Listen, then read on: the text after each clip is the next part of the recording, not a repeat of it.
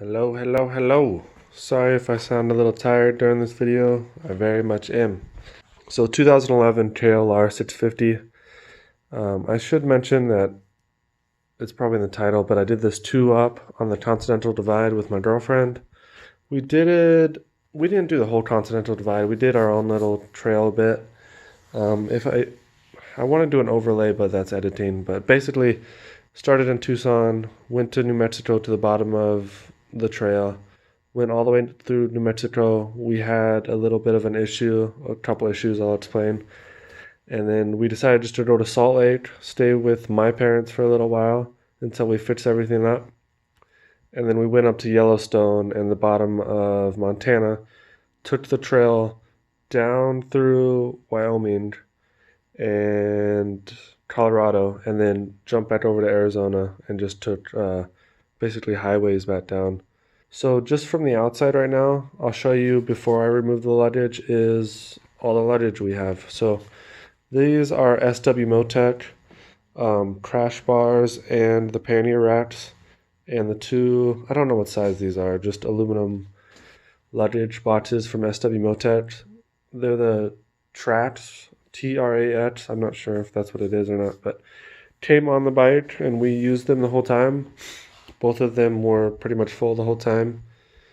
We also have this REI two-person half dome tent, which was actually pretty good. It has a separate rain fly and stuff, and it worked pretty damn well the whole time.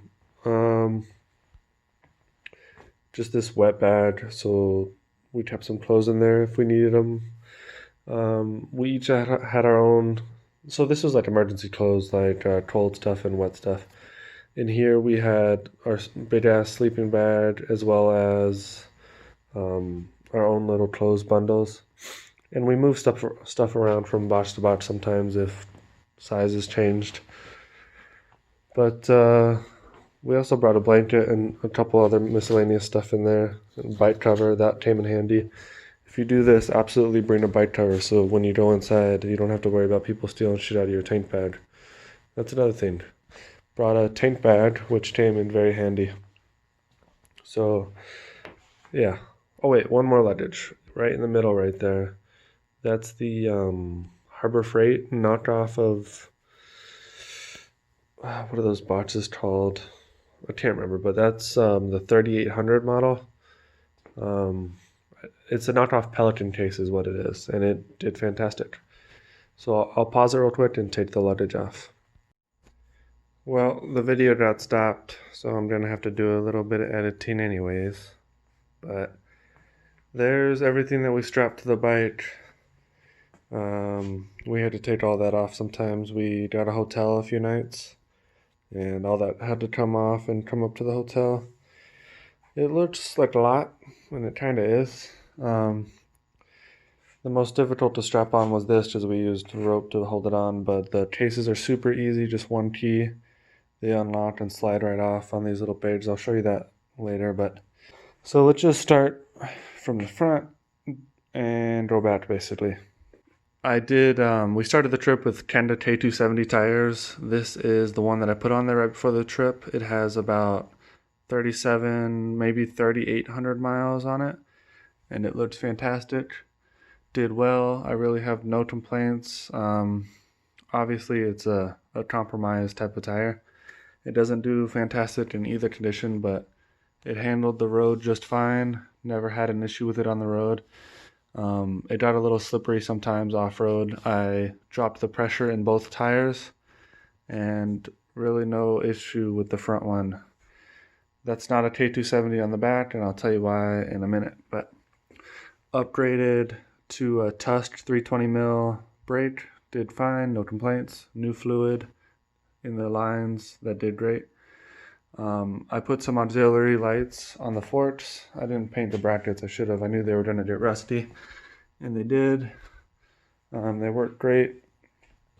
I'll show you real quick. I put them on the forks because I wanted them to turn with the steering, and they did fine. Unfortunately, never really needed them, but they worked fine. I did use them sometimes just to justify putting them on there. but never really needed them. They would have been fantastic off-road, but we only did off-road during the day, so.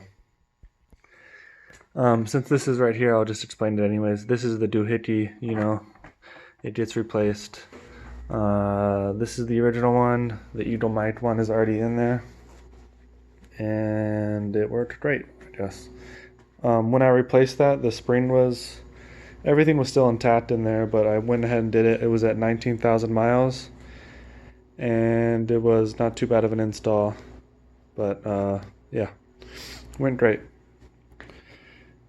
In the forks, I had put progressive springs in there as well as heavier fluid. I think I did like 15 weight, and I did a little bit higher oil level, so a little bit smaller air gap, and it handled pretty well. At low speeds, it feels pretty squishy, which is to be expected with how much weight and everything, but I think it handled pretty damn well on the street and off-road. To do the lights, I notched out the fender a little bit. But so the headlights, but just put some LED headlights in there. They work well. They're just kind of cheap LED eBay headlights, but they worked fine.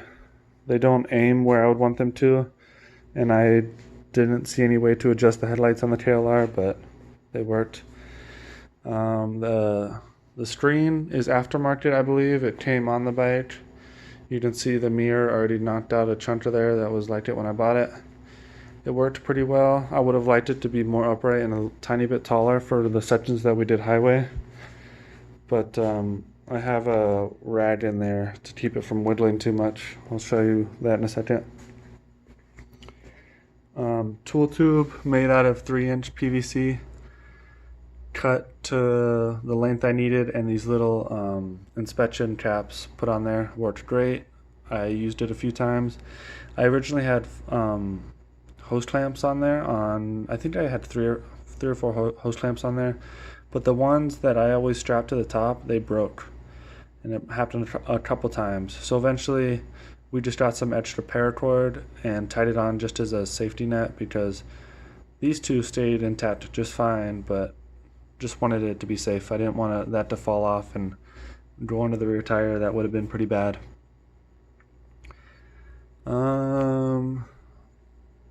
All the cooling is stock. Oh yeah, so it's gonna be hard to see, I know, but in there's a little tiny bag right there that holds a extra tube. It's just duct taped in there, and it holds the tube just fine. Let's see if I can add a flash. Can you see it in there? Yeah, right there. Tube is in that bag. I only did a single 21-inch tube. I read of many people using the front tube in the rear for many years and it being fine, so I didn't want to carry two tubes. In there, in the tool tube, geez, I'm saying tube so much. In there with the tools, I have all the necessary stuff to fix just about anything on this bike. Had to use it a few times and it worked great, so I'm pretty happy with that. You can watch other videos on that if you want someone else's opinion, but that's up to you what you need to fix your bike. So up here I have some Moose Racing guards. I knew the bike would be dropped, and it did happen a couple times. Just wanted to protect the levers. I should have trimmed them a little bit shorter. I should have cut the knob off, which I usually do on other bikes sometimes, but I didn't, and they work just fine. But I'll also explain these bikes at the end if you're curious about what's going on over here. But there's some crazy stuff. These worked out just fine. These were on a stunt bike, on a supermoto stunt bike at one point, and they worked great. I notched out this little support here so there's more room for the clutch table to go through, so I can get the lever where I wanted it, and it worked great. This is a spare clutch table that's already routed, and I have it here just protected by the plastic if I ever need it. Garmin Nuvi, I read GPS Kevin's information about Garmin's and stuff, waterproofed it, put the map on there, and that thing was amazing the whole time. I'm so used to looking at it now for speed and everything. I was in my truck today and I was wondering why I can't see GPS view of everything. But yeah, 20 bucks for this, and it was probably the best 20 bucks I spent on the whole bike. Yeah, absolutely nothing bad to say about this. I duct taped the wire on so it wouldn't come undone, and that was great. I have a charger here. I have 2 auxiliary charging ports if I needed them for phone or anything. I put a fuse in line with everything I added. I'm not great at electronics, but enough to get it to work. Switch for the light, and another auxiliary port which also has a what's it called, voltmeter. It reads really low when the headlight and everything is on, but the battery was just fine. What else? I ended up breaking this when I was installing something on the handlebars, and I turned it and it pried this up. I just repaired it with JB Weld and a little lattice of like metal stuff behind it. Anything else on the front? Stock mirrors, they worked okay. They weren't the best, but SW Motec crash bars, they saved the bike when fucking wind blew it over in New Mexico. I also dropped it a couple times, like I said, but I never dropped it going fast. We were basically standing still. So yeah, SW Motec crash bars did okay. They got a little scratched up from the wind knocking it over, which was a fun day.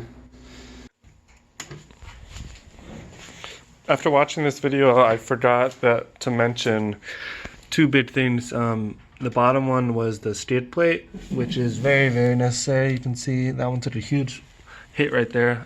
When we were going on the road up to the waterfall in Telluride, actually when we were coming back down, we hit something massive, and I can't remember if it was that hit right there or not. And another huge thing was the SW Motec pannier racks. They're obviously very weak right here. So this broke while riding in New Mexico, which changed our plans completely, and had to have it re-welded, and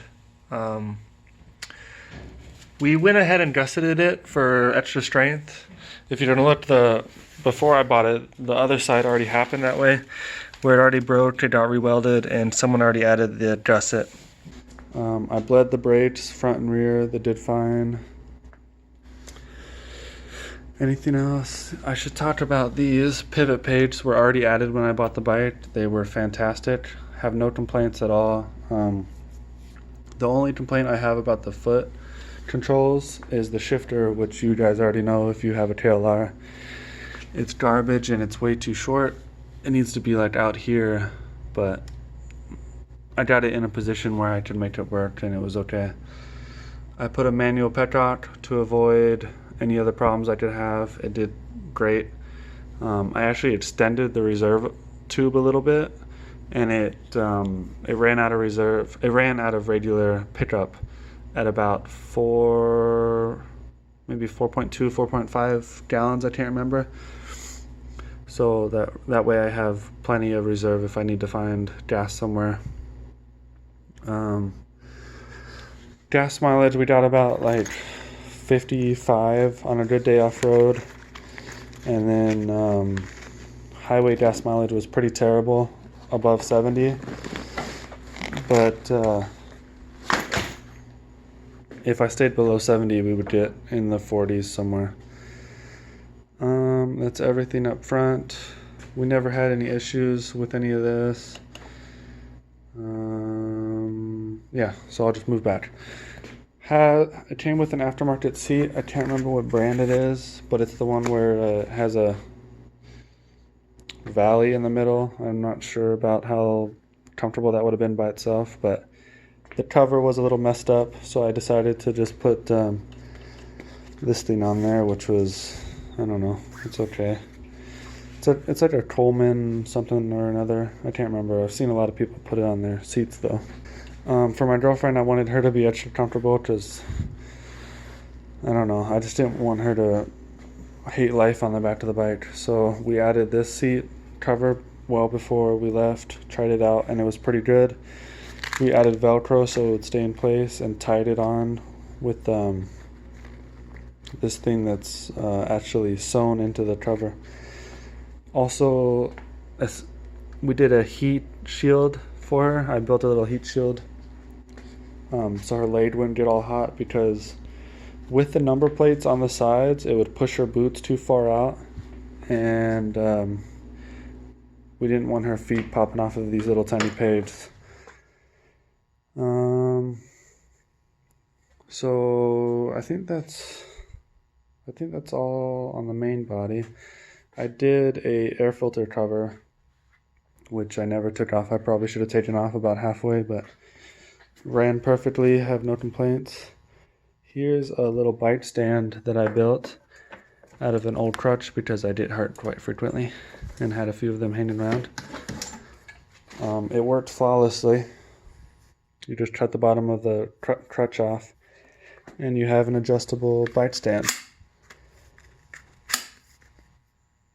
And it worked great. You can put the swing arm right in there, or frame rails, whatever. I used it many times.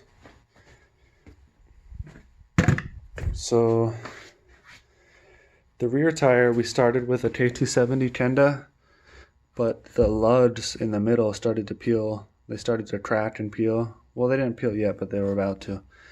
So I got this Shinko 700, E700, and it worked pretty great. It has, let's see, 2,400 miles on it, and it's doing all right for the amount of weight that was on it, I suppose, and the highway miles that we did. But performed great. When I went off-road, I just aired it down to high 20s or something. I had it pretty high, about 36, when we were on the street, and it handled great. Here's that box I was talking about, Apache 3800. We put a rad here so my girlfriend's spine wouldn't get all messed up from this ridge. Did great. Not a whole lot more than that. No real issues with this bike. The only thing, my biggest complaint was how much oil it burned on the highway, which I knew it would. At high speeds, it burned a lot more, over 70, but that's when the gas mileage got terrible, so we kind of kept it below 70. I did the swing arm bolts, or not swing arm, but the subframe bolts, because I knew there would be so much weight, and that was good. I rebuilt the shock with new fluid, higher viscosity oil. I refilled the nitrogen to about 160 psi, and it handled it pretty well. I didn't mess with the preload or anything, but I did put a much heavier Top Gun spring on there. I think it's like 90 kilogram spring or something.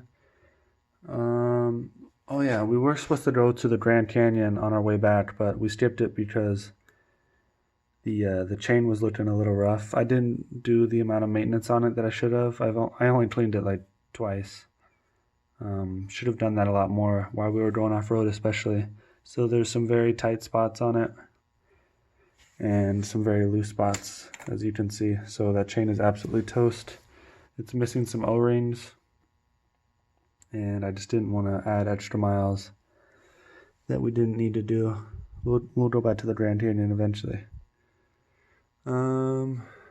This is what holds on the luggage. There's little holes, channels in the back where it just slips on these pins, and I put tape on there because they were rattling a tiny bit, and there's a latch that latches onto right here. Can't really think of a whole lot more. We did 3,700 miles without much of an issue. I can show you our GPS real quick if you hold on. I'll pause it. So for the GPS, I just used the SAE connection from the battery tender, and it has a fuse in it, runs all the way up. I couldn't think of much of a better way, and that runs to this 12-volt power source lighter socket. Let me turn off this flash, and that runs up to this, just a car charger. I have the GPS Kevin map in here, if you can see. The blue is like the normal one, green is easy. We followed blue essentially pretty much most of the way, and it's great. It shows you exactly where you need to go. The GPS was very reliable, never had an issue with it, and it worked perfectly. That's about it. The bike did great. I'm still considering what exactly I'm going to do with it. I want to do a trip through South America next year, possibly. We'll see how that goes. Trying to figure out what to do. This is the other contender. I'm thinking about selling this and just using some of that money to build this up. This is a WR250R, and then that way I would still have a decent bit extra cash left over from selling that.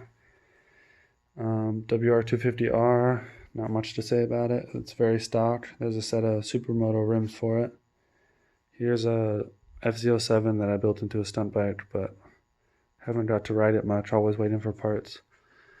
Not that I'm breaking stuff, but I'm just trying out stunt parts. Getting them fabricated takes a while. Here's a YZ450, badass thing. It shattered my ankle, but still a badass bike. Love riding it. The bike is much better than I will ever be. That's it.